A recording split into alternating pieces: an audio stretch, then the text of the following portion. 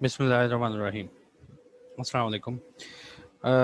हमने बच्चों पिछले लेक्चर में हमारी जो सीरीज़ थी सेक्शन नंबर 131 टू 152 वो अल्हम्दुलिल्लाह बड़े अच्छे तरीके से हमने उसको कवर किया। तो उसको करने के बाद हमने अपनी जो एजेंडा आइटम थी, मैंने आपसे कहा था कि नोटिस ऑफ मीटिंग में जो जो एजेंडा आइटम आ रही हैं, जैसे कि नोटिस ऑफ मीटिंग में हमने पढ़ा था कि नोटिस ऑफ मीटिंग में ऑर्डिनरी बिजनेस होते हैं और ऑर्डिनरी बिजनेस को कंडक्ट किया जाता है by the way of ordinary resolution. तो उन ऑर्डिनरी बिजनेस को वन बाय वन मैंने आपको बताया था कि उनको हमने one by one company act में कैसे कैसे और उनके ऊपर क्या क्या प्रोविजंस हैं उनको हमने डील करना है।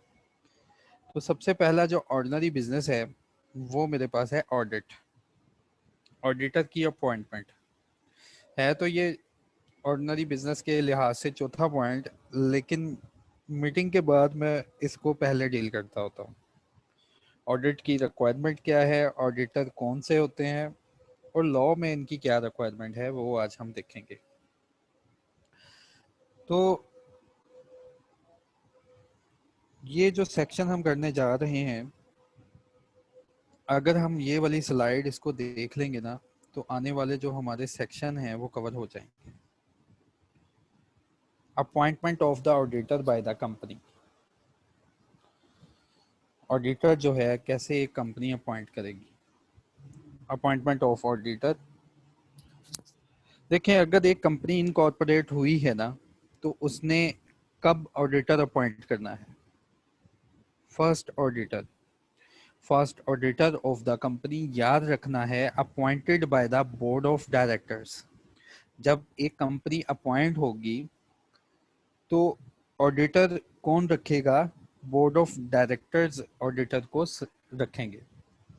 इस स्लाइड में आपने अच्छी तरह इसको देखना है और by the end of this slide आपको आने वाले जितने 2-3 सेक्शन है ये यहीं पे क्लियर हो जाएंगे।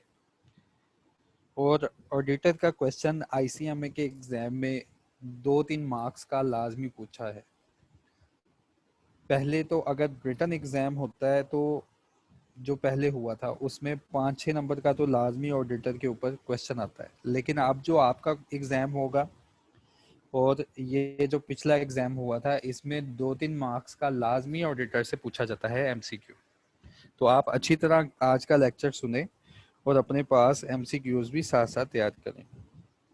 अगर फर्स्ट ऑडिटर रखना है, देखिए कंपनी आज इनकॉर्पोरेट करवाई है तो ऑडिटर को कौन रखेगा, तो याद रखना है first auditor shall be appointed by the board of directors. तो बोर्ड ऑफ डायरेक्टर्स जो है पहला ऑडिटर, कंपनी का पहला auditor board of directors appoint करेंगे। उसकी अपॉइंटमेंट कब होती है, उसकी अपॉइंटमेंट की रिक्वायरमेंट है board of directors shall appoint the first auditor within 19 days, within 90 days from the date of incorporation. यानी कि 3 महीनों के अंदर अंदर बोर्ड ऑफ डायरेक्टर ने एक डायरेक्टर को, एक ऑडिटर्स को अपॉइंट करना होता है।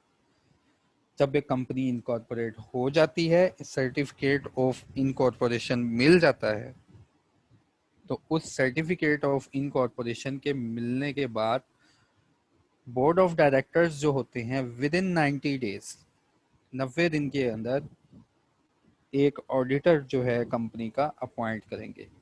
तो एक बात याद रखनी है, जो ऑडिटर को अपॉइंट करेगा वही उसकी रेम्यूनरेशन को डिसाइड करेगा। तो remuneration of first auditor shall be decided by the board of director. Board of director उसकी रेम्यूनरेशन भी डिसाइड करेंगे।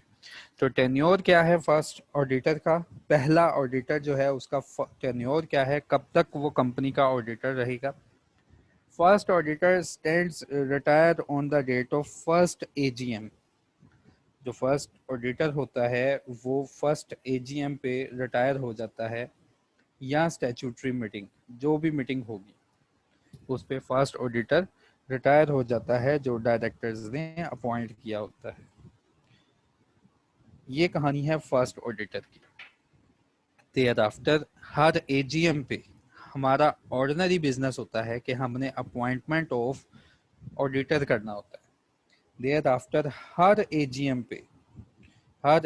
पे डायरेक्टर्स जो होंगे, डायरेक्टर्स अपनी एक मीटिंग में ऑडिटर्स को प्रपोज करेंगे।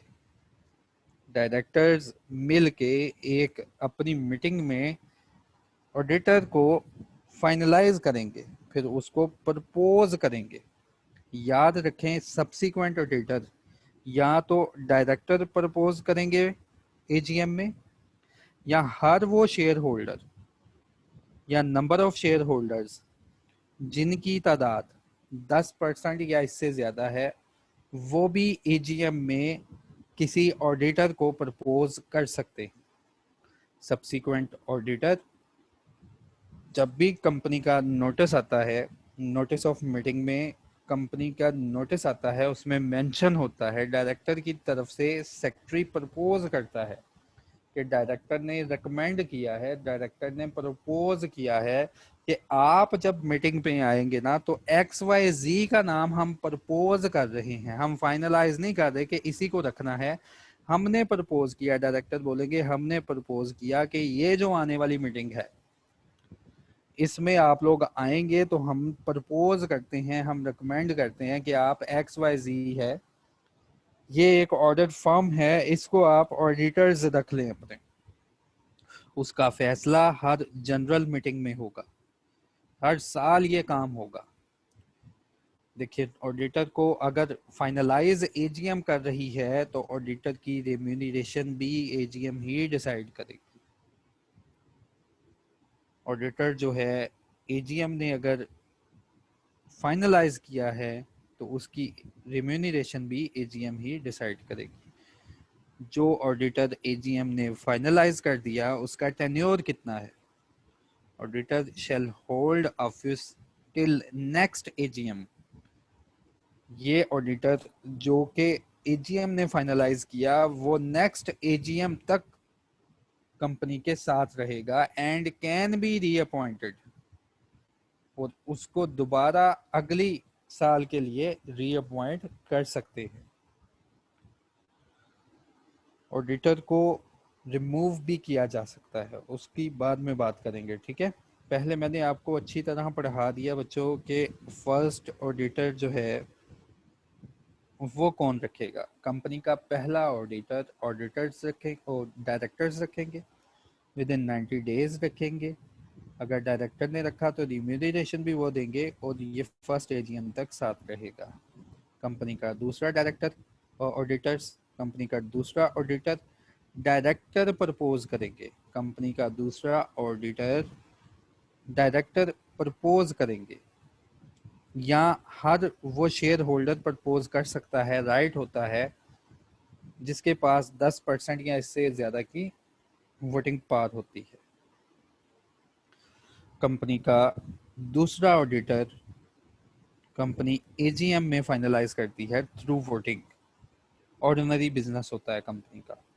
रिम्यूनरेशन भी कंपनी डिसाइड करेगी इन एजीएम, और ये फर्स्ट ये सब्सिक्वेंट एजीएम में हर साल ये काम होगा।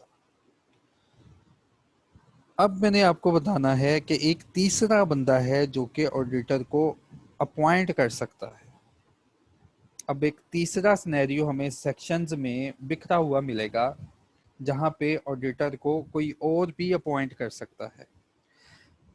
If the first auditor not appointed within 90 days of incorporation, अगर डायरेक्टर 90 days of incorporation में पहला ऑडिटर सिलेक्ट नहीं करते, अगर directors within 90 days of incorporation में ऑडिटर को सिलेक्ट नहीं करते, या subsequent auditor not appointed at AGM, या बाद में होने वाली मीटिंग्स में कहीं ऑडिटर अपॉइंट ना हो सका, या कैजुअल वैकेंसी ऑडिटर अपॉइंट किया था छोड़ के चला गया या उसकी डेथ हो गई, casual vacancy not filled within 30 days, casual vacancy in the office of auditor not filled within 30 days, या appointed auditor unwilling to perform, या ऑडिटर हमने सेलेक्ट किया, उसकी कंसेंट भी ले ली, लेकिन बाद में अनविलिंग है, परफॉर्म नहीं करना चाह रहा, तो पार किसके पास चली जाएगी? Commission shall appoint and fix the remuneration of the auditor. ये पिछली बार जो रिटन एग्जाम हुआ था ना बच्चों, तो ये सिनेरियो उसने पूछ लिया था कि कमीशन की पार बताएं कब कमीशन जो है ऑडिटर को अपॉइंट कर सकता है। ठीक है, अगर आप इस स्लाइड को अच्छी तरह देख लेंगे तो आप ये जवाब दे सकते हैं। बिल्कुल 4-5 नंबर का ये क्वेश्चन था कि commission have the power to appoint the auditor in the following scenarios. पहला, ऑडिटर 90 डेज में अगर ना रखे company directors, subsequent auditor company AGM में ना कंक्लूड कर सके, casual vacancy in the office of auditor not filled है 30 डेज में, ऑडिटर अपॉइंट किया था अनविलिंग टू एक्ट है, तो कमीशन के पास सारी पार चली जाती है। तो ये सारी स्लाइड मैंने आपको बताई कि ऑडिटर जो है उसको कैसे अपॉइंट किया जा सकता है। तो अपने पास अब समरी बना लें। First auditor board of director appoint करते हैं, पार है बोर्ड ऑफ डायरेक्टर के पास, उनके पास पावर है कि 90 दिनों में कोई ऑडिटर रख लो अपनी मर्जी से, लेकिन एजीएम तक ये ऑडिटर रहेगा। आने वाले इसके बाद आने वाले जो ऑडिटर्स हैं वो एजीएम रखेगी। और यहाँ पे एक बात आगे भी हम पढ़ेंगे कि जो ऑडिटर रिटायर होता है वो एलिजिबल होता है फॉर रीअपॉइंटमेंट। कमीशन जो है एससीसीपी को यार बोला जाता है। ठीक है,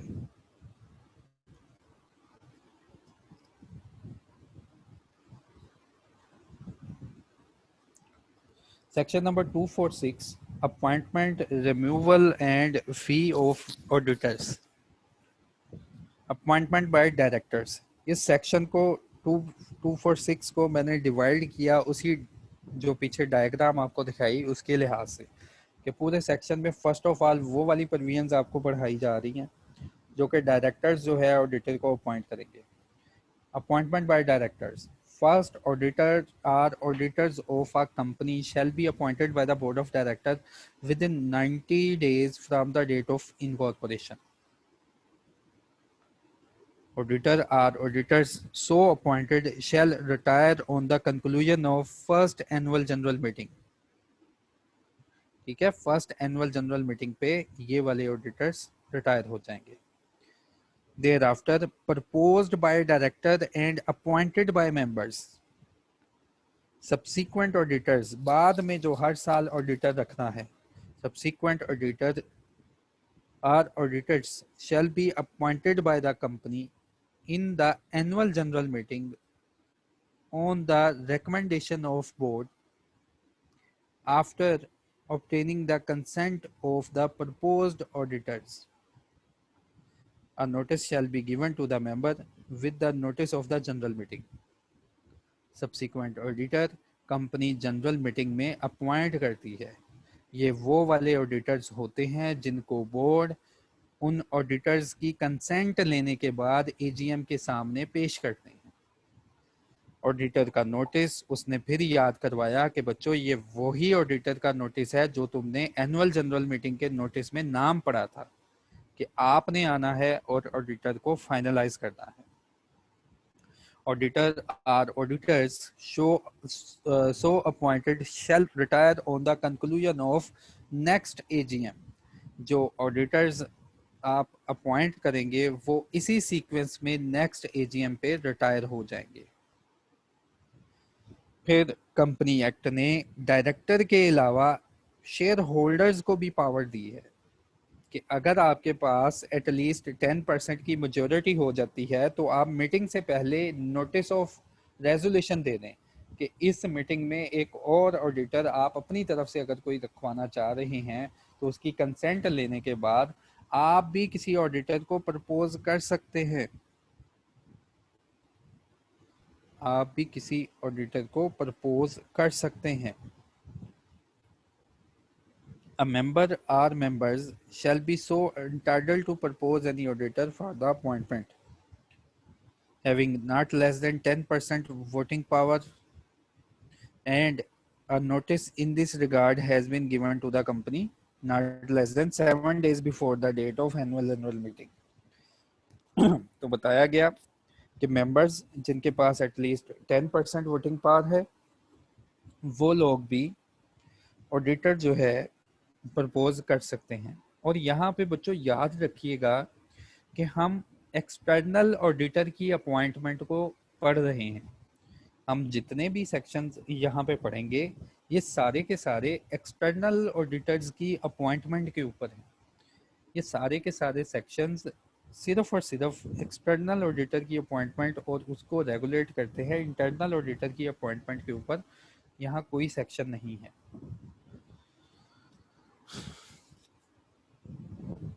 तो ये मैंने अपॉइंटमेंट के हवाले से आपको स्लाइड बनाई और आपको दिखाई कि ऑडिटर को अपॉइंट कौन कौन कर सकता है। Thereafter appointment by the SCCP, commission के पास भी एक पावर है कि अगर ये सर्कमस्टांसेस हो जाएं तो कमीशन जो है ऑडिटर अपॉइंट करेगा।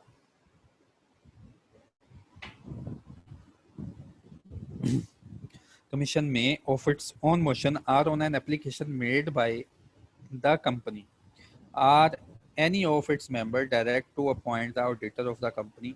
If the company fails to appoint the first auditor within 90 days, auditors at annual general meeting, casual vacancy not filled within 30 days, and if appointed auditors are unwilling to act as auditor of the company, auditor of the company shall hold office till conclusion of the next annual general meeting। फिर बता दिया गया कि auditors जो appoint हो जाते हैं ये नेक्स्ट एनुअल जनरल मीटिंग तक कंपनी के साथ ऑडिटर्स ही रहेंगे। रिम्यूनरेशन, तो रिम्यूनरेशन भी आपको समझ आ गई होगी पीछे स्लाइड के ऊपर कि ऑडिटर को रिम्यूनरेट कौन करेगा और कैसे इनकी रिम्यूनरेशन डिसाइड होगी। Remuneration of the auditors of the company shall be fixed by the company in the general meeting, by the board if the auditors are appointed by the board, by the commission if the auditors are appointed by the commission, as the case may be। consent to act auditors, law की requirement है कि जब भी आपने किसी auditor को propose करना है तो उसकी प्रपोजल से पहले आपने ऑडिटर से कंसेंट ले लेनी है। Every company shall obtain the consent as auditor from the auditor within 40 days from the date of any appointment। और यहाँ पे दिन मुकर्रर कर दिए कि आपने अपॉइंटमेंट से पहले भी ऑडिटर की कंसेंट ले लेनी है। and send the registrar intimation thereof together with the consent in writing of the auditor concerned। ठीक है, तो यहाँ तक हमने अपॉइंटमेंट को डील किया कि ऑडिटर जो है उसको कैसे अपॉइंट किया जाता है और कैसे ऑडिटर को रिम्यूनरेट किया जाता है।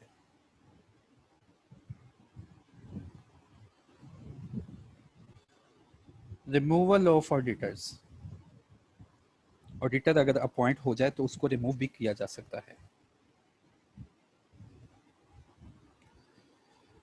The auditors or auditor appointed by the board or member in the annual general meeting may be removed through special resolution। बच्चों एक बात याद रखें, जब कंपनी का लेक्चर मैंने आपको पढ़ाया था तो कंपनी के लेक्चर में मैंने आपको बता दिया था, समझा दिया था कि कंपनी में सिर्फ 5 ऐसे बिजनेस है जिनको हम ऑर्डिनरी बिजनेस कहते हैं। इनके अलावा कोई भी फैसला मीटिंग में होगा तो वो by the way of special resolution होगा। अब देखो यहाँ पे ऑडिटर को अपॉइंट हमने किया था by the way of ordinary resolution, लेकिन ऑडिटर को अगर रिमूव करना है ना, कंपनी ने अपॉइंटमेंट के बाद अगर ऑडिटर को रिमूव करना है तो भी कंपनी एक मीटिंग बुलाएगी और मीटिंग में स्पेशल रेजोल्यूशन पेश की जाएगी। मीटिंग में लिखा जाएगा कि ऑडिटर को रिमूव करने के लिए मीटिंग है, तो ऑडिटर को रिमूव करने के लिए स्पेशल रेजोल्यूशन चाहिए, 3/4 की मेजोरिटी चाहिए। Any casual vacancy of an auditor shall be filled by the board within 30 days from the date thereof। फिर और डायरेक्टर्स को पावर दे दी गई कि अगर कैजुअल वैकेंसी हो जाए ऑडिटर के ऑफिस में तो वो बोर्ड फिल करेंगे विद इन 30 डेज में। Any auditor appointed to fill any casual vacancy shall hold office till the conclusion of the next annual general meeting. कोई भी ऑडिटर अगर अपॉइंट किया जाएगा तो उसको नेक्स्ट एनुअल जनरल मीटिंग तक ऑफिस को होल्ड करना होगा। Where the auditors are removed during their tenure, the board shall appoint the auditor with prior approval of the commission। उन्होंने कह दिया कि अगर ऑडिटर को रिमूव किया जाए ड्यूरिंग उसकी टेन्योर के दरमियान, तो बोर्ड ऑफ डायरेक्टर्स जो हैं नया ऑडिटर अपॉइंट करेंगे, लेकिन इन दैट केस कमीशन की अप्रूवल चाहिए होगी। Representation of retiring auditor, where an auditor are other than the other than retiring auditor is proposed to be appointed। कहा जहां एक ऑडिटर को रिमूव किया जाए या किसी नेक्स्ट एजीएम में किसी दूसरे ऑडिटर का नाम प्रपोज कर दिया जाए। पहले एक ऑडिटर था कंपनी के पास, उसको रिमूव करने की रेजोल्यूशन पास करने लगे हैं, या अगली जो एजीएम आई है, इस ऑडिटर का टेन्योर साल का खत्म हो गया, अगली जो एजीएम आई है बोर्ड ऑफ डायरेक्टर ने इसका नाम प्रपोज नहीं किया, तो the retiring auditor shall have right to make representation in writing to the company. Retiring auditor जो है उसको उसके पास एक राइट है कि कंपनी को एक रिप्रेजेंटेशन लिख के दे दे at least 2 days before the date of annual general meeting. Such representation shall be read out at the meeting before taking up the agenda for the appointment of auditors। और ये representation जो है मीटिंग के सामने पढ़ी जाएगी before taking any agenda of the meeting. यानी meeting अगर आपने एनुअल जनरल मीटिंग बुलाई है जिसपे ऑडिटर जो है किसी और ऑडिटर को आप अपॉइंट करने लगे हैं, तो पहला ऑडिटर आपको एक रिप्रेजेंटेशन लिख के देगा। वो रिप्रेजेंटेशन मीटिंग में सबसे पहले, जब मीटिंग का कोरम पूरा हो जाए तो सबसे पहले उस रिप्रेजेंटेशन को पढ़ा जाएगा कि पहला ऑडिटर जो कि रिटायर होने लगा है वो क्या आपको कह रहा है, कंपनी के अफेयर्स के मुतालिक वो क्या आपको बात बता रहा है। देयर आफ्टर लॉ ने कहा कि आप कोई और एजेंडा लेंगे, देयर आफ्टर जो आपकी मीटिंग का एजेंडा होगा आप उसको कंसल्ट करेंगे। Where such representation is made, it is mandatory for the auditor। जहां कभी लॉ ने कह दिया कि अगर ये स्टेटमेंट पढ़ी जाए, तो लॉ ने कह दिया कि अगर ऑडिटर रिप्रेजेंटेशन लिख के दे और वो रिप्रेजेंटेशन पढ़ी जाने लगी है, तो it shall be mandatory for the auditor or the person authorised by him to attend the general meeting in person. जहां ये रिप्रेजेंटेशन ऑडिटर की पढ़ी जाएगी वहां पर रिक्वायर्ड कर दिया गया कि ऑडिटर खुद अटेंड करेगा मीटिंग, और या अपने किसी नॉमिनी को वहां पे अपॉइंट करेगा। तो 1 मिनट ज़रा बच्चों, मैं नेक्स्ट स्लाइड के ऊपर चला जाऊं।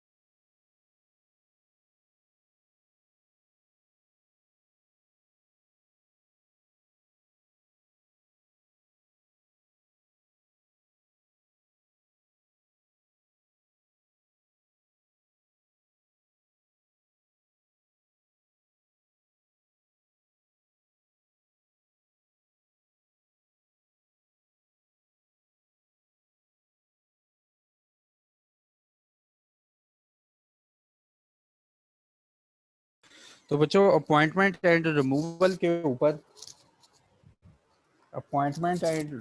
ऊपर अगर आप लोगों का कोई कंसर्न या कोई क्वेश्चन है उसको लाजमी टाइप करें, ताकि जब ये क्लास एंड हो तो मैं आपको इसका जवाब दे सकूं।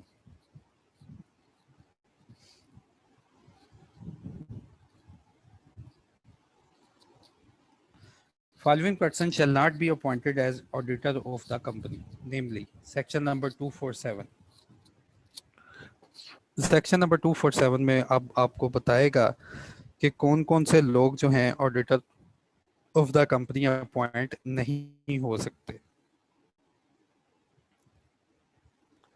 Following person shall not be appointed as auditor of the company, namely a person who is or any time during the preceding 3 years were director, other officer or employee of the company. पहला point, law ने कह दिया कि किसी भी company में कोई भी ऐसा पर्सन ऑडिटर अपॉइंट नहीं होगा जो कि पिछले 3 सालों में, अगर ये बच्चों कंपनी है ना, ये है कंपनी, अगर पिछले 3 सालों में अगर कोई पर्सन इस कंपनी में डायरेक्टर, एज अ डायरेक्टर काम कर चुका हो, एज अ ऑफिसर काम कर चुका हो, एज एन एम्प्लॉय काम कर चुका हो, तो 3 सालों की रिक्वायरमेंट है कि कम से कम 3 साल का टेन्योर इसको पूरा करना है, देयर आफ्टर ये अपॉइंट हो सकता है, लेकिन 3 सालों के अंदर अंदर ये अपॉइंट एज एन ऑडिटर नहीं हो सकता। तो पहली लाइन उसने कही कि कोई भी पर्सन किसी भी कंपनी का ऑडिटर नहीं बनेगा अगर वो पिछले 3 सालों में कहीं भी इस कंपनी में एज एन ऑडिटर और सॉरी डायरेक्टर, अदर ऑफिसर और एम्प्लॉय ऑफ द कंपनी रह चुका हो। Thereafter, a person who is a partner of or in the employment of a director, officer or employee of the company. फिर law ने एक और guideline provide कर दी कि एक और बंदा ऑडिटर नहीं अपॉइंट हो सकता। वो कौन सा? अगर कोई person in the employment of first person है, जैसे ये एक डायरेक्टर ऑफ कंपनी था, ये एक डायरेक्टर ऑफ कंपनी था, इसकी एक पार्टनरशिप फर्म है, इसकी एक अदर कंपनी है, उसमें अगर कोई पर्सन एम्प्लॉई है, डायरेक्टर है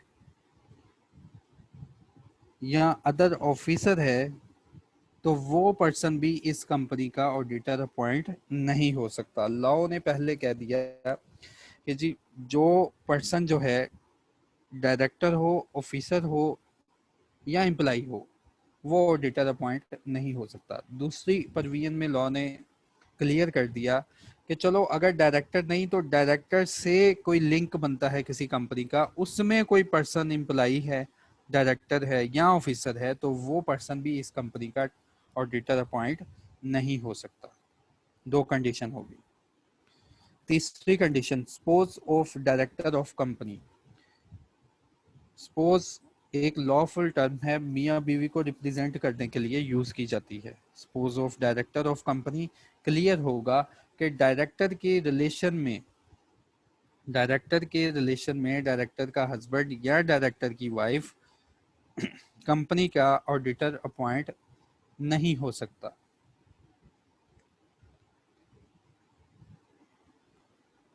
Thereafter, for point 4, a person who is indebted to the company other than in the ordinary course of such business. दोबारा इस एग्जांपल को देखें। एक पर्सन है, ये कंपनी है, एक पर्सन है मिस्टर ए और ये एक कंपनी है। इस कंपनी ने मिस्टर ए को लोन दिया है, तो लॉ कहता है कि ये वाला पर्सन जो मिस्टर ए है, जिसको इस कंपनी ने लोन दिया है, ये इस कंपनी का ऑडिटर अपॉइंट नहीं हो सकता। पहली रिक्वायरमेंट कि अगर कंपनी ने किसी को लोन दिया है तो वो पर्सन भी कंपनी का ऑडिटर अपॉइंट नहीं हो सकता। हाँ, अगर लेट सपोज, मैं बात को थोड़ा सा चेंज करने लगा हूँ। पहले मैंने बात की कि अगर ये एक कंपनी है, इसने ऑडिटर को लोन दिया है, ये एक लैंडिंग कंपनी थी, इसने ऑडिटर को एक फेवर दी, एक लोन दिया, तो वो वाला ऑडिटर जो है कंपनी के लिए इन एलिजिबल है, अपॉइंट हो ही नहीं सकता। अगर एक बैंकिंग कंपनी है या लैंडिंग कंपनी है, उसने in the ordinary course of business loan देने से पहले वो सारे कागजात इस मिस्टर ए से ऑब्टेन किए हैं, इसको लोन दिया, लेकिन वो सारे कागजात और वो सारी कार्रवाई पूरी की जो कि एक आम कस्टमर को लोन देते वक्त पूरी करते हैं। तो कहते हैं इन दैट केस आप अपने आम कस्टमर के साथ भी ऑडिटर को ट्रीट कर रहे हैं, तो in that case auditor appoint हो सकता है। ये मिस्टर ए कंपनी का ऑडिटर अपॉइंट हो सकता है। बात मैंने दो तरीकों से की है कि अगर एक कंपनी ने किसी पर्सन को लोन दिया है तो वो पर्सन ऑडिटर अपॉइंट नहीं हो सकता।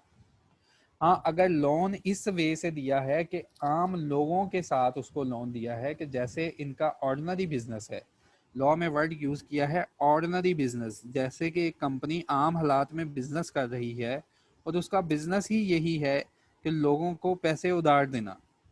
तो इन द ऑर्डिनरी बिजनेस में रहते हुए अगर कंपनी ने वही सारी कार्रवाई एक पर्सन के साथ की है और उसे लोन दिया है, तो इन दैट केस वो पर्सन इस कंपनी का ऑडिटर अपॉइंट हो सकता है।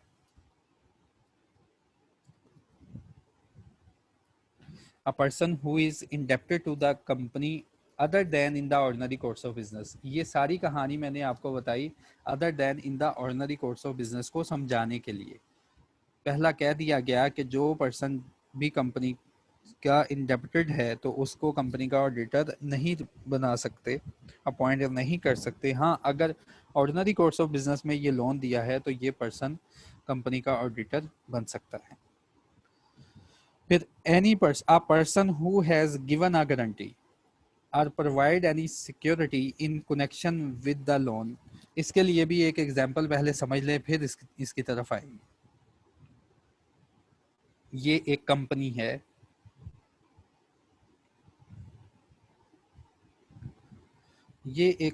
है, इस कंपनी ने ना मिस्टर बी को लोन दिया। जब मिस्टर बी को लोन दिया ना, लोन है 1 मिलियन का, जब मिस्टर बी को लोन दिया ना तो मिस्टर ए यहाँ पे था, इसने कंपनी को सिर्फ गारंटी दी कि अगर मिस्टर बी आपको लोन डिफॉल्ट करेगा तो ये लोन मैं अदा करूंगा। सिर्फ गारंटी दी है मिस्टर ए ने। तो इन दैट केस लॉ ने कहा एक तो वो पर्सन जिसको लोन दिया है वो ऑडिटर अपॉइंट नहीं होगा। हाँ, वो भी पर्सन ऑडिटर अपॉइंट नहीं होगा जो इस लोन के लिए किसी कंपनी को गारंटी देगा। ठीक है, तो अगली जो प्रोविजन है वो इसके ऊपर है। अगर एक पर्सन कंपनी को किसी लोन के हवाले से कोई गारंटी वगैरह देगा ना, तो वो पर्सन भी कंपनी का ऑडिटर अपॉइंट नहीं हो सकता। फिर आगे बता दिया but in the ordinary course of business, कि अगर ये कंपनी एक लैंडिंग कंपनी है और ये अपने ऑर्डिनरी कोर्स ऑफ बिजनेस, यानी कि इसका बिजनेस ही यही है कि पैसे उधार देना, और इसने अपनी कार्रवाई में रहते हुए इन बंदों के साथ वैसे ही डील किया है जैसे कि आम कस्टमर के साथ डील किया जाता है, तो इन दैट केस उसने कहा फिर ये अपॉइंट हो सकता है। बात दो तरह की है। पहले बात की है कि गारंटी दी है तो ऑडिटर नहीं अपॉइंट हो सकता। फिर दूसरी बात करेगा कि हाँ, अगर ऑर्डिनरी कोर्स ऑफ बिजनेस है, अगर आम हालात में रहते हुए ये बिजनेस कर रहे हैं और गारंटी रिक्वायर्ड है, तो इसने अगर गारंटी दी तो ये ऑडिटर अपॉइंट हो सकता है। तो ये दूसरी provision. A person who has given a guarantee or provide any security in connection with the indebtedness of any third person to the company other than in the ordinary course of business, और ये guarantee आपने दी है other than in the ordinary course of business, तो in that case भी mister A फिर eligible नहीं हो सकता। हाँ, अगर in the ordinary course of business ये सारे काम हुए हैं तो लॉ कहता है मिस्टर ए की एलिजिबिलिटी बरकरार है। A person or a firm who whether directly or indirectly, कहता है एक पर्सन अलहदा, एक पर्सन या firm who whether directly or indirectly has business relationship with the company other than in the ordinary course of business of such entity, तो फिर उसने कह दिया ऑडिटर या कोई फर्म अगर उसका कोई बिजनेस रिलेशन है कंपनी के साथ डायरेक्टली या इनडायरेक्टली। बिजनेस रिलेशन यहां से आप अज्यूम कर लें कि इंटरनल ऑडिटर रखा हुआ है किसी फर्म को। अगर कोई फर्म है वो इंटरनल ऑडिट परफॉर्म कर रही है, एक फर्म में आपको पता होता है कि 3 से 4 या बहुत ज्यादा चार्टर्ड अकाउंटेंट परफॉर्म कर रहे होते हैं। तो ये यहाँ से क्लियर हो गया कि अगर कोई पर्सन खुद या उसकी फर्म में से कोई भी डायरेक्टली और इनडायरेक्टली वो परफॉर्म कर रहे हैं कोई बिजनेस रिलेशनशिप कंपनी के साथ, कोई इंटरनल ऑडिटर की अरेंजमेंट बना ली है लेट्स सपोज, तो यहाँ से ये बात भी क्लियर हो गई कि ये लोग भी कंपनी के ऑडिटर अपॉइंट नहीं होंगे। A person who has been convicted by a court of law of an offense involving fraud, अगर कोई पर्सन जिसको लॉ ने अनाउंस कर दिया कि ये फ्रॉडुलेंट पर्सन है, इसने फ्रॉड किया है, तो फ्रॉड वाला पर्सन भी ऑडिटर की अपॉइंटमेंट के लिए एलिजिबल नहीं है for the period of 10 years। जब तक सजा का अरसा 10 साल है, ये 10 साल पूरे नहीं होते तो वो किसी कंपनी का ऑडिटर अपॉइंट नहीं हो सकता। फिर एक बात याद रखनी है, लॉ ने बता दिया अ बॉडी कॉर्पोरेट, एक कंपनी दूसरी कंपनी का ऑडिट नहीं कर सकती। एक कंपनी किसी दूसरी कंपनी को अपना स्टैट्यूटरी ऑडिटर नहीं बना सकती। एनुअल जनरल मीटिंग पे कोई भी अपना ऑडिटर उसको अपॉइंट नहीं कर सकती। A person who is not eligible to act as auditor under the code of ethics as adopted by the ICAP and ICMAP, एक पर्सन जो कि क्वालिफाइड है लेकिन कोड ऑफ एथिक्स को उसने अडॉप्ट नहीं किया जो कि आईकैप या आईसीएमएपी ने इशू किए हैं, तो ये पर्सन भी ऑडिटर अपॉइंट नहीं हो सकता। A person or his spouse or minor children in case of a firm, all partners of such firm who hold any share of the audit client or any of its associate company, एक पर्सन खुद या उसके husband या wife ने या उसके children ने इन केस ऑफ फर्म तमाम पार्टनर्स ने अगर किसी क्लाइंट के शेयर होल्ड किए हुए हैं तो वो भी ऑडिटर अपॉइंटमेंट के लिए एलिजिबल नहीं है। इसको एक एग्जांपल से फिर मैं आपको समझाऊंगा।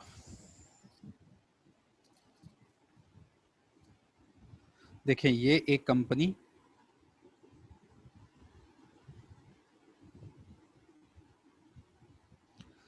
इस कंपनी में अगर इस पर्सन ने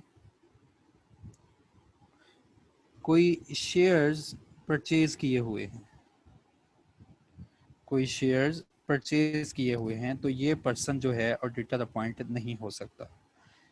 इस पर्सन ने शेयर नहीं परचेज किए, लेट्स सपोज इसकी वाइफ ने शेयर परचेज किए हैं, तो इन दैट केस फिर भी ये पर्सन ऑडिटर अपॉइंट नहीं हो सकता। वाइफ के नाम पे शेयर नहीं तो किसी माइनर चिल्ड्रन के बेनिफिट के लिए शेयर परचेज किए गए, तो इन दैट केस भी ये पर्सन ऑडिटर अपॉइंट नहीं हो सकता। लेट्स सपोज ये सारी बातें करने के बाद एक और बात है कि अगर कोई पार्टनरशिप फर्म है, उसके पार्टनर्स ने इस कंपनी के शेयर्स परचेज किए हुए हैं, तो वो सारे पार्टनर्स भी इस कंपनी के ऑडिटर नहीं बन सकते। ये पहली बात है, ये पहली बात है जो मैंने आपको इस डायग्राम से बनाई। अब मैं इसके लिए दूसरी बात एक करने जा रहा हूँ, इसको पहले मैं पढ़ दूं।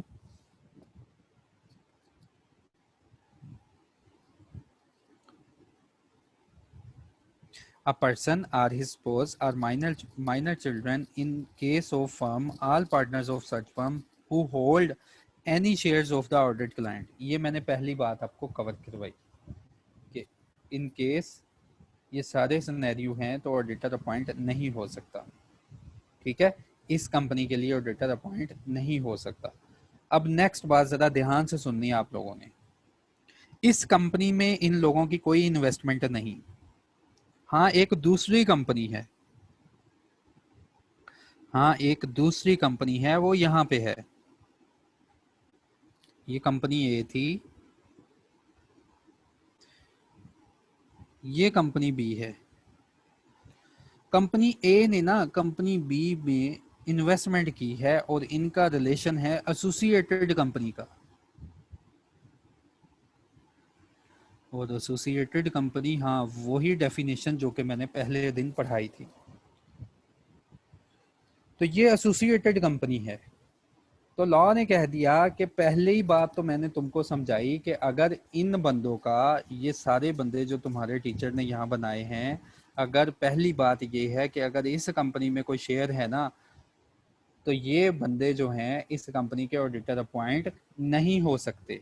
हाँ, अगर इस कंपनी में शेयर नहीं है, अगर किसी एसोसिएटेड कंपनी में इनकी इन्वेस्टमेंट है, अगर इस कंपनी में इन्वेस्टमेंट नहीं, किसी ऐसी कंपनी में इन्वेस्टमेंट है जहां पे कंपनी ने 20% से ज्यादा होल्ड किया हुआ है, तो इन दैट केस भी ये वाले लोग, हालांकि इन्होंने इन्वेस्टमेंट की है कंपनी बी में, तो इन दैट केस ये सारे के सारे लोग ये भी इन एलिजिबल हो जाएंगे for the appointment as auditor in company A. इसका मतलब कि किसी एसोसिएटेड कंपनी में भी अगर किसी ऑडिटर की इन्वेस्टमेंट है तो वो किसी कंपनी ए का ऑडिटर सेलेक्ट नहीं हो सकता। पहली बात लॉ ने की कि अगर पर्सन खुद या उसकी स्पोज या इन केस ऑफ फर्म जो पार्टनर्स हैं उनकी इन्वेस्टमेंट है किसी कंपनी में, तो ये सब लोग, उसने कहा जी कंपनी के ऑडिटर नहीं बन सकते, दूर रहें। फिर दूसरा कहा कि अगर कंपनी में इनकी इन्वेस्टमेंट नहीं, चलो किसी एसोसिएटेड पर्सन में इनकी इन्वेस्टमेंट है, किसी एसोसिएटेड कंपनी में इनकी इन्वेस्टमेंट है, तब भी ये सारे लोग कहता है इन एलिजिबल ही हैं कंपनी ए के लिए। लेट्स सपोज, तीसरा सिनेरियो बनाने लगा हूं, लेट्स सपोज अगर इस कंपनी में इतनी इन्वेस्टमेंट नहीं कि वो एसोसिएटेड कंपनी कहला सके, कंपनी ए ने कंपनी बी में सिर्फ 10% की इन्वेस्टमेंट होल्ड की है,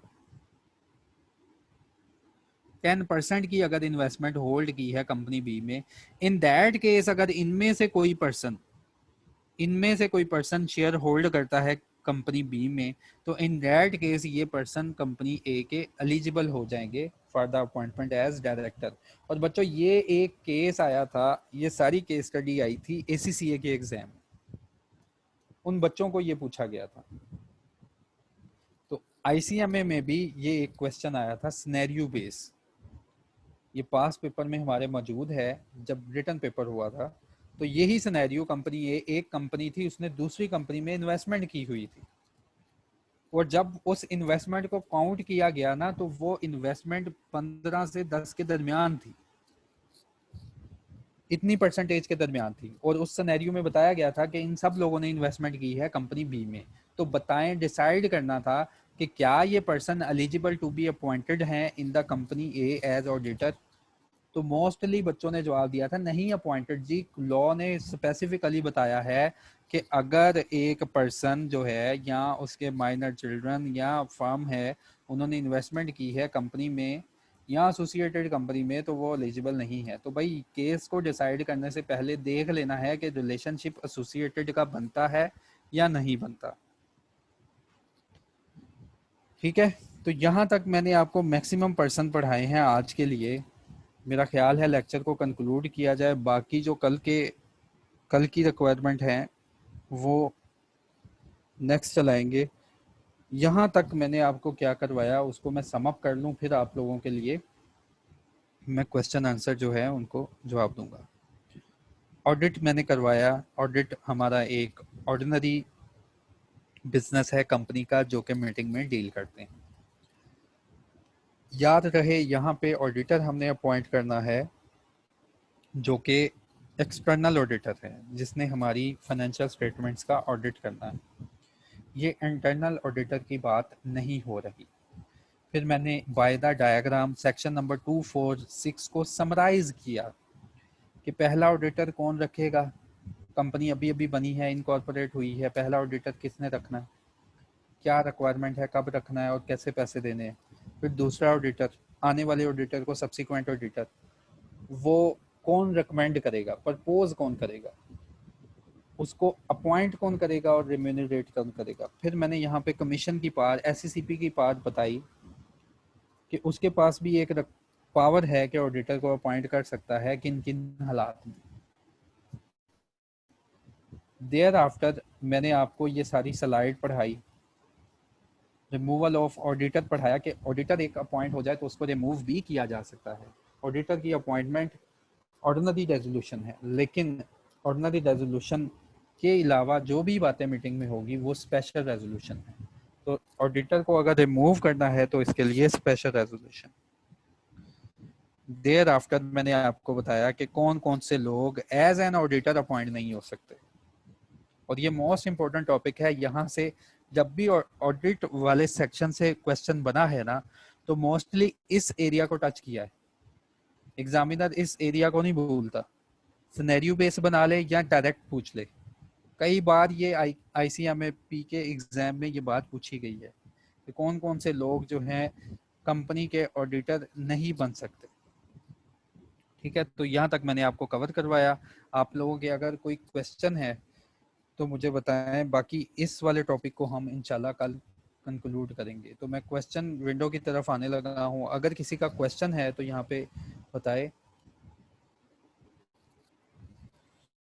सर फर्स्ट ऑडिटर, अच्छा अहमद का क्वेश्चन है, sir first auditor subsequent auditor हो सकता है? जी अहमद, यकीनन जो फर्स्ट ऑडिटर है वो कंपनी के लिए एलिजिबल है फॉर रीअपॉइंटमेंट।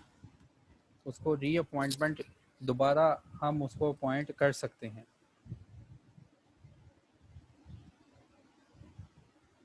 अच्छा, हैंड रेस किया किसी ने, हैंड रेस का जवाब दे देते हैं।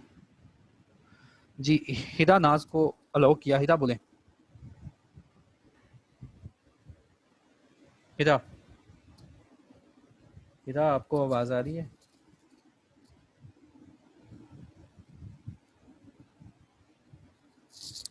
अच्छा ये अलाउड नहीं है, मेरे ख्याल से टेक्निकल इशू है।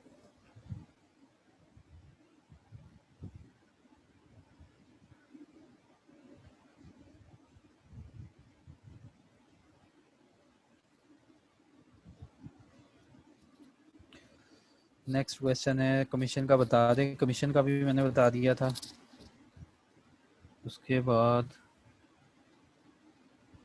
क्वेश्चन है सर ये अपॉइंटमेंट इंटरनल ऑडिटर, क्या यही एक्सटर्नल ऑडिटर का नहीं? शहबाज रजा, ये भी मैंने क्लियर कर दिया कि हमने जो टॉपिक पढ़ा है इसमें टोटली हम एक्सटर्नल ऑडिटर की अपॉइंटमेंट को पढ़ने जा रहे हैं।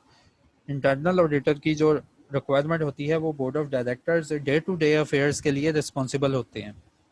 तो अपने डे टू डे की एफिशिएंसी के लिए जो बोर्ड ऑफ डायरेक्टर्स हैं वो किसी को भी इंटरनल ऑडिटर अपॉइंट कर सकते हैं, लेकिन एक्सटर्नल ऑडिटर जो होता है इसकी अपॉइंटमेंट कंपनी करती है। उनके पास पावर है, जनरल मीटिंग करती है, क्योंकि जनरल मीटिंग ने अपने सारे पैसे ट्रस्ट के ऊपर डायरेक्टर्स को दिए हैं। उस ट्रस्ट को देखने के लिए कि जिस पर्पज के लिए पैसे दिए थे उसी पर्पज के लिए लगे हैं, तो एक्सटर्नल ऑडिटर की अपॉइंटमेंट भी जनरल मीटिंग करती है। Sir name of auditor is written in the notice of the meeting. Yes of course Numan, जब नोटिस ऑफ मीटिंग यार पढ़ा था मैंने आपको बताया भी था, दिखाया भी था कि नोटिस ऑफ मीटिंग में ना जो बात हमने करनी होती है उसकी सारी डिटेल भेजते हैं। ऑडिटर का नेम भी लिखा होता है और ये भी बताया जाता है कि इसको हमने कितने कितने टेनोर के लिए अब दोबारा जो है स्टैंड करना है, इसको अपने साथ अपॉइंट करना है। रिप्रेजेंटेशन रिपीट कर दें सुलेमान, अगर एक ऑडिटर को रिमूव किया जाएगा तो वो एक खत लिखेगा शेयर होल्डर्स के नाम कि मैंने आपके साथ कैसे और अपनी जॉब को कैसे परफॉर्म किया, कंपनी के अफेयर्स क्या हैं। तो वो रिप्रेजेंटेशन जो है जनरल मीटिंग में पढ़ी जाएगी। और before taking any agenda, notice के अंदर लिखा हुआ है ना एजेंडा, पिछला जो लेक्चर हमने कवर किया उसमें नोटिस था नोटिस के नीचे एजेंडा था जिसमें ऑर्डिनरी बिजनेस था, स्पेशल बिजनेस था। उन्होंने कहा बिफोर टेकिंग एनी एजेंडा आप जो है इसकी जो रिप्रेजेंटेशन है इसको लाउड पढ़ेंगे, और जब ये रिप्रेजेंटेशन पढ़ी जाएगी रिक्वायरमेंट है ऑडिटर खुद भी वहां पे मौजूद हो और उसका जो नॉमिनी है, अगर ऑडिटर खुद नहीं आ रहा तो उसका नॉमिनी वहां पे मौजूद हो। ठीक है, रिप्रेजेंटेशन वाला मैंने बता दिया। रिप्रेजेंटेशन में ऑडिटर लिखेगा क्या ये भी बता दिया मैंने। Please explain auditor appointment for the auditor for vacant position. ERP ने क्वेश्चन पूछा, अब ये पता नहीं क्या नाम है। ईआरपी में हमने यहाँ पे पढ़ा था, स्लाइड भी शो करवा देता हूँ, कि अगर एक ऑडिटर कैजुअल वैकेंसी हुई है तो उसके ऑफिस को फुलफिल करेंगे डायरेक्टर्स। ये देखें, एनी कैजुअल वैकेंसी, यार हैंड रेज ना करें, माइक ओपन नहीं है, हैंड रेज ना करें। एनी कैजुअल वैकेंसी, अगर कोई कैजुअल वैकेंसी होती है, आप क्वेश्चन टाइप करें जल्दी से, मैं क्वेश्चन ले रहा हूँ। अगर कोई कैजुअल वैकेंसी होती है उसको जो बोर्ड है वो विद इन 30 डेज में फिल करेंगे।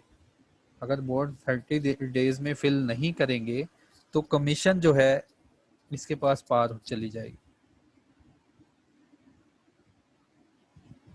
अच्छा, अजीम ने क्वेश्चन पूछा, it is compulsory that appointed auditor will retire on AGM after 1 year. Azeem, compulsory है, लॉ की रिक्वायरमेंट है कि ऑडिटर्स जो है ना, ऑडिटर जो है, हर ऑडिटर अनलेस रिमूव्ड, अगर आप उसको रिमूव नहीं करते, अगर एजीएम में उसको रिमूव नहीं किया जाता, दोबारा किसी जनरल मीटिंग में रिमूव नहीं किया जाता, तो हर साल वो रिटायर होगा। और रिटायर ऑडिटर जो है वो एलिजिबल है फॉर रीअपॉइंटमेंट के लिए।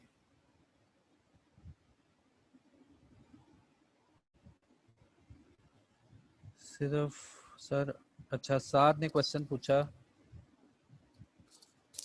साद का question, sir auditor remain appointed in the company from one AGM to other AGM, then what are his duties in such a long duration, then why। देखें, auditor के section हमने start किया ना, auditor का पहले आज मैंने पढ़ाया इसको अपॉइंट की कैसे किया जाता है, साथ इसको रिमूव कैसे किया जाता है।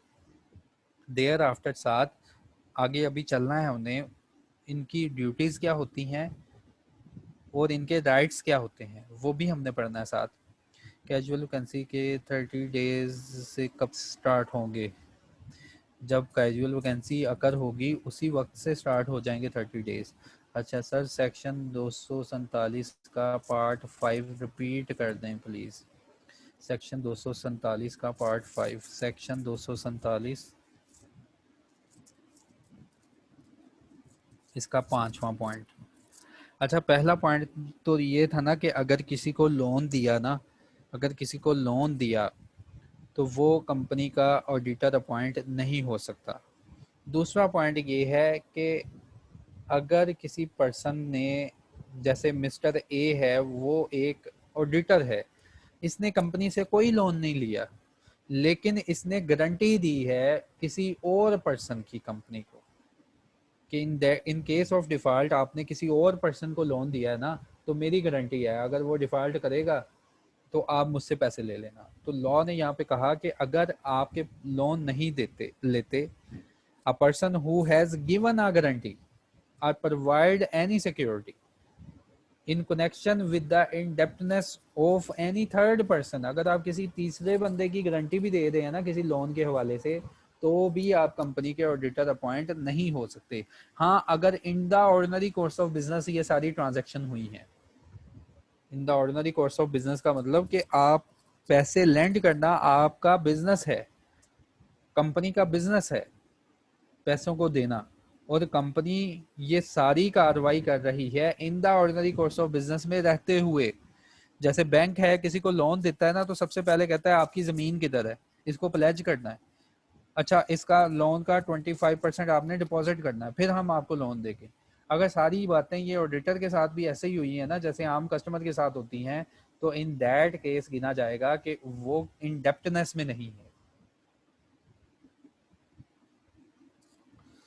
Sir section number 247.25687 if company auditing firm है।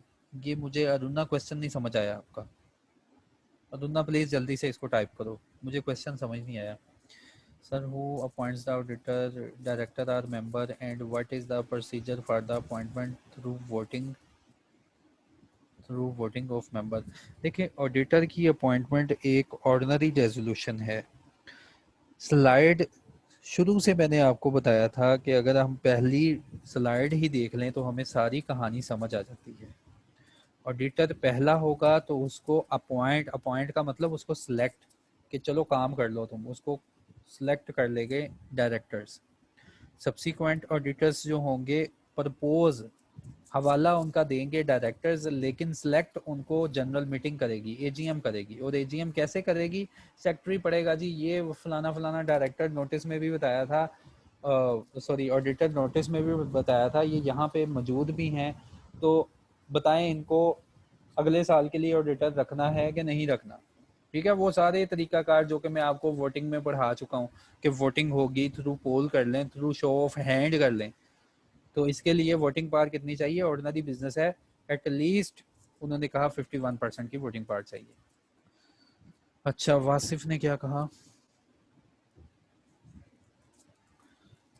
सर क्या एक पेरेंट कंपनी अपनी सब्सिडरी के लिए भी ऑडिटर अपॉइंट नहीं कर सकते?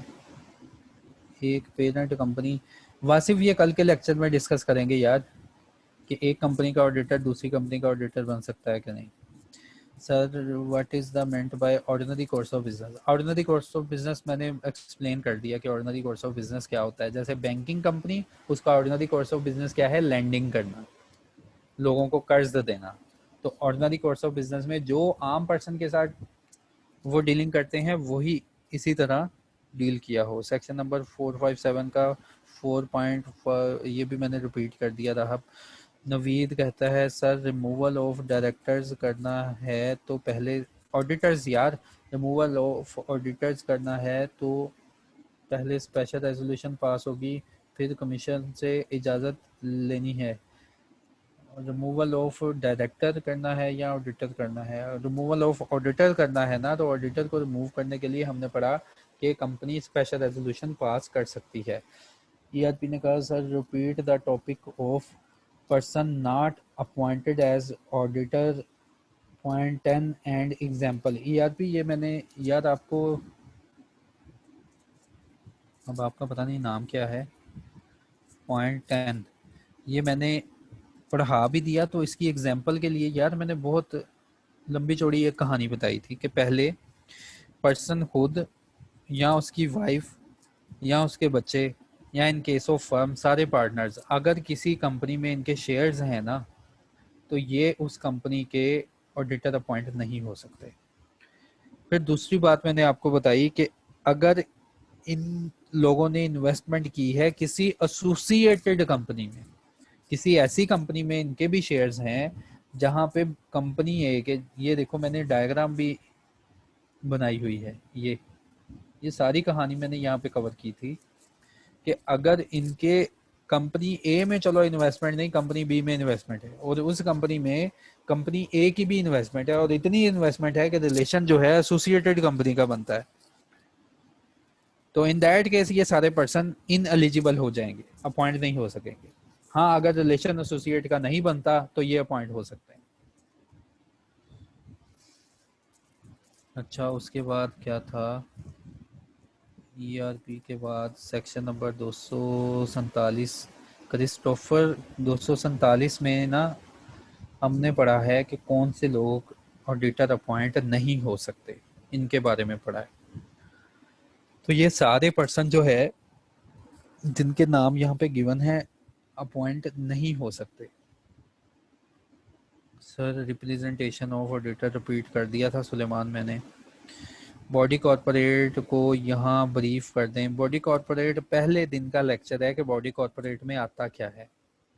वो तमाम कंपनियां जो पाकिस्तान में ऑपरेट कर रही हैं, चाहे किसी भी किस्म की हों, किसी भी रजिस्ट्रेशन की हों, उन सारी कंपनियों को कलेक्टिवली हम बॉडी कॉरपोरेट कह देते हैं। सब्सिक्वेंट ऑडिटर सेकंड ऑडिटर होता है, कह सकते हो। अस्सलाम वालेकुम सर, रिप्रेजेंटेशन ऑफ रिटायरिंग, ये मैंने एक्सप्लेन कर दिया था नबीला कि अगर एक ऑडिटर रिटायर हो सकता है तो उसका राइट है कि वो रिप्रेजेंटेशन लिख सकता है। For how many years the same auditor reappointed. वैसे तो ये कल का टॉपिक है, दोबारा बता देता हूँ कि ऑडिटर जो है लिस्टेड कंपनी के लिए रिक्वायरमेंट है कि ऑडिट फर्म जो है वो 5 साल तक एक ही एंगेजमेंट पार्टनर के साथ ऑडिट करवा सकते हैं। जैसे एक फर्म है उसमें 5 पार्टनर हैं, तो लॉ ने जो कोड ऑफ कॉर्पोरेट गवर्नेंस है उसने अलाउ किया है कि लिस्टेड कंपनी जो है 5 साल तक एक ही एंगेजमेंट पार्टनर से ऑडिट करवा सकती है। अगले सालों के लिए कोई दूसरा एंगेजमेंट पार्टनर एंगेज होगा लिस्टेड कंपनी के साथ। पहले जो रिक्वायरमेंट थी ना वो पहले ये चलती थी कि किसी फर्म ने अगर 5 साल तक लिस्टेड कंपनी का ऑडिट कर लिया ना तो छठे साल कोई और फर्म से ऑडिट करवाएंगे।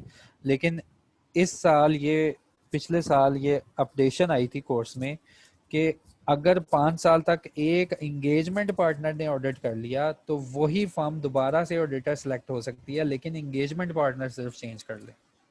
तो ये मजीद हम पढ़ेंगे जाके कोड ऑफ कॉर्पोरेट गवर्नेंस में भी।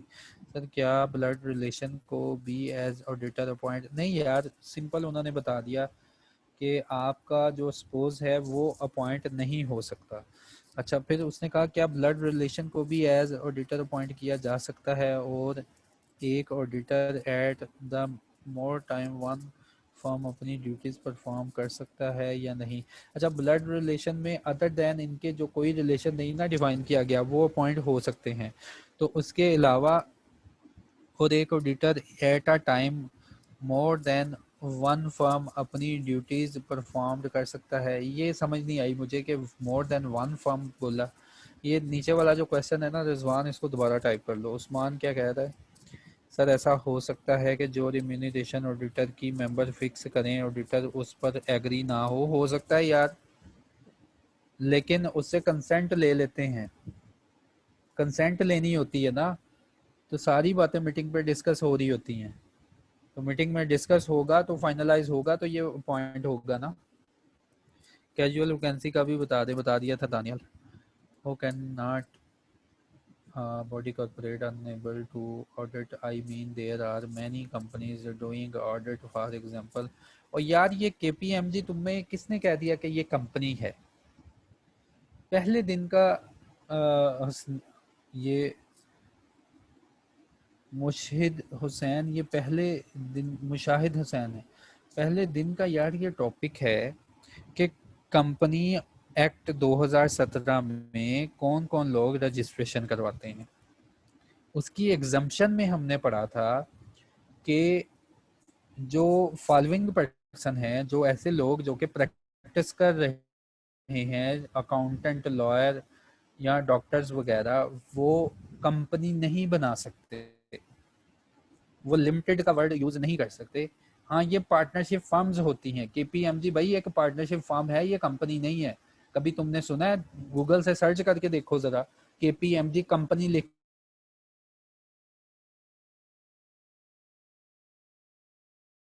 के देखना, कंपनी कभी नहीं इनके साथ आता। तो अलाउ है इनके कि अगर आप कोई प्रैक्टिस परफॉर्म करने के लिए कोई कंपनी और कोई एसोसिएशन बनाते हो, कोई फर्म बनाते हो तो बना सकते हैं, कोई इनके ऊपर लिमिटेशन नहीं, लेकिन इनकी लायबिलिटी लिमिटेड नहीं होगी कभी भी।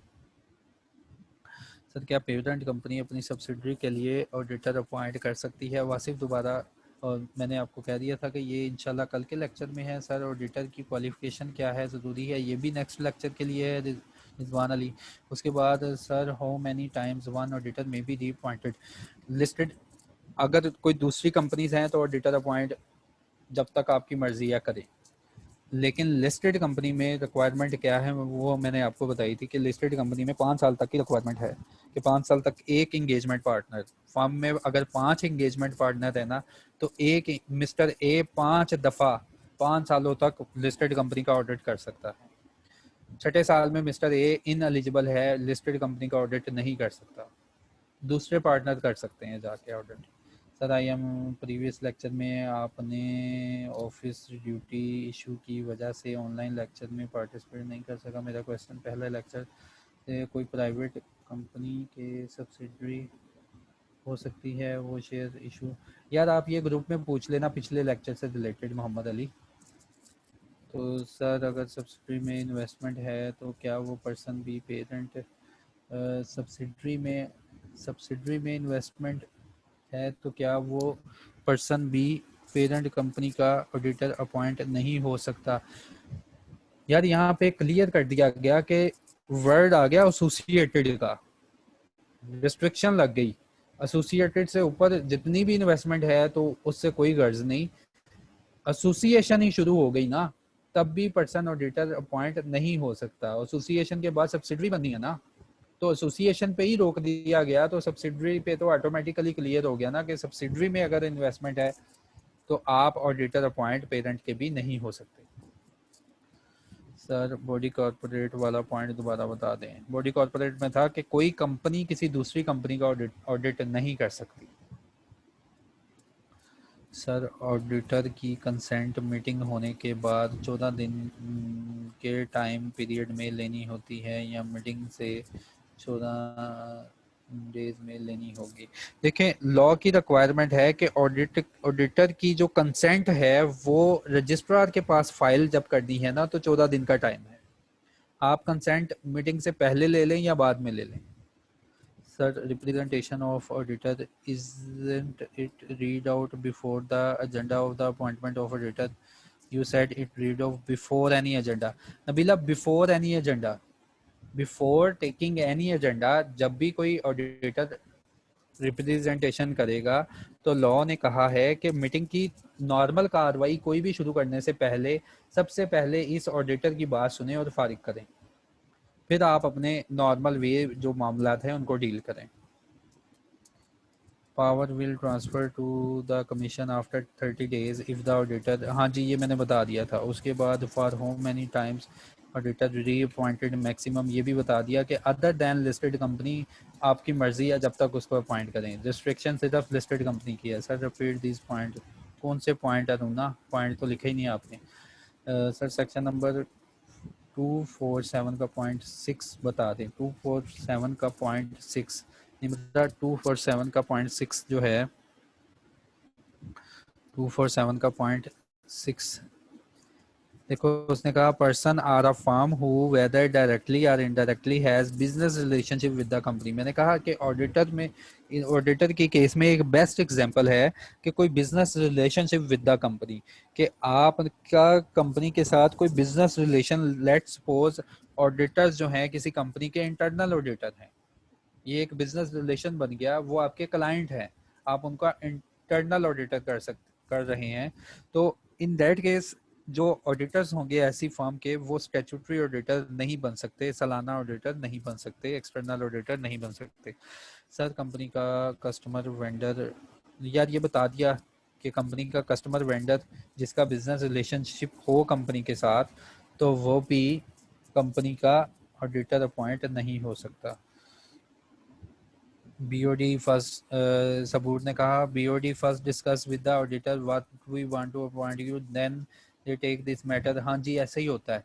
First one board of director ने प्रपोज करना है ना। अगर आप मेरे पास किसी को प्रपोज करोगे कि सर इसको आप अपनी क्लास में इंक्लूड कर लें, आप पहले उसके साथ डिस्कस करोगे, यार ये कंपनी है, ये ऐसे पढ़ाता है, तो चलो इसकी इतनी फ़ी है, तो क्या आप राज़ी हो हम आपको प्रपोज कर दें इसके सामने, ठीक है, फिर ही आप मुझे बताओगे कि यार ऐसे। इसी तरह बोर्ड ऑफ डायरेक्टर जो कि डे टू डे अफेयर्स के लिए इन्वॉल्व होते हैं, वो ऑडिटर कंपनी को सिलेक्ट करके, ऑडिटर फर्म को सिलेक्ट करके उनसे डिस्कस करते हैं, ठीक है, फिर अपनी बोर्ड मीटिंग में उसका नाम फाइनलाइज करते हैं। देन वो कंपनी के सेक्रेटरी को बताते हैं कि इस बंदे को प्रपोज कर दो, इस फर्म को प्रपोज कर दो, नोटिस में नाम लिख के बाकियों को भी बता दो कि आने वाली मीटिंग में हमने इसके ऊपर आपसे डिसीजन लेना है, आप रजामंद हैं या नहीं है। हाउ मैनी टाइम्स है, ये भी बता दिया कितने टाइम के लिए पर्सन अपॉइंट हो सकता है। इसके बाद रिमूवल ऑफ ऑडिटर की वोटिंग कितनी है, यार ये बता दिया ना कि ये होती है 3/4%। स्पेशल रेजोल्यूशन ऑडिटर अपॉइंट होते हैं ऑर्डिनरी रेजोल्यूशन ऑर्डिनरी बिजनेस है, लेकिन ये रिमूव होते हैं स्पेशल रेजोल्यूशन। सर मैंने रिकॉर्डेड लेक्चर लिया है, सारा अपना ऑफिस ये हो गया। Most respectedly company remuneration directly auditor को देती है या ऑडिटिंग फर्म को? अगर डायरेक्टली ऑडिटर को देती है तो ऑडिटिंग फर्म को क्या बेनिफिट देखें साथ? वही ये जो एग्रीमेंट होता है ना, अगर तो एक इंडिविजुअल ऑडिटर है तो उसको पेमेंट होगी, ठीक है। अगर कोई फर्म है तो फर्म के नाम पेमेंट बनेगी, ठीक है। एक कंपनी दूसरी कंपनी की एसोसिएट कंपनी कब होती है? माशाल्लाह, साथ ये पहले दिन के लेक्चर हैं, रिकॉर्डिंग में पढ़े हैं कि एक कंपनी दूसरी कंपनी की यार एसोसिएटेड कंपनी कब होती है।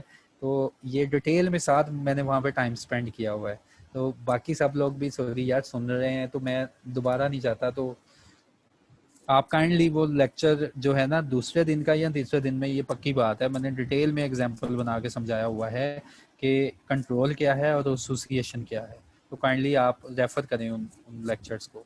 Sir BOD more than one auditor propose कर सकते हैं? देखिए मोर देन वन ऑडिटर इन्होंने प्रपोज नहीं करना होता, एक ही ऑडिटर प्रपोज करना होता है। कभी भी आप किसी भी कंपनी का नोटिस नहीं देखेंगे, अच्छा आपको ये ऑडिटर पसंद ना आया तो ये ना आया तो ये ना आया तो ये, ऐसे तो नोटिस ही फुल हो जाएगा। बोर्ड ऑफ डायरेक्टर ने खुद ही पहले सिलेक्शन करनी होती है, फिर उसको प्रपोज करना होता है आगे।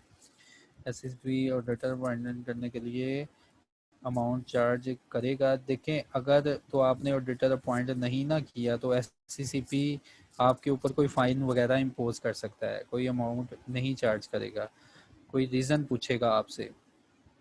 अगर तो कोई रीज़न नहीं है, कोई एक्सप्लेन करने के काबिल रीज़न नहीं है, तो एससीसीपी फाइन भी आप पे लगा सकता है। उसके बाद एक ही क्वेश्चन बार बार किया, तो लास्ट क्वेश्चन मेरे पास है, यही है लास्ट क्वेश्चन मीरा का। तो होपफुली यार आज का लेक्चर आपको समझ आ गया होगा। आज के लेक्चर में मैंने आपको बताने की कोशिश की कि ऑडिटर जो है वो कैसे अपॉइंट होता है और मिनिमम कम से कम कौन से लोग जो है कंपनी का ऑडिट नहीं परफॉर्म कर सकते। कंपनी के ऑडिट में सिलेक्ट एक्सटर्नल ऑडिटर में उनकी सिलेक्शन नहीं होगी। अब ये मैं स्लाइड्स शेयर कर दूंगा, आप लोगों को मज़ीद कोई गाइडलाइन चाहिए होगी तो वो ग्रुप में आप पूछ लें। थैंक यू, अल्लाह हाफिज़।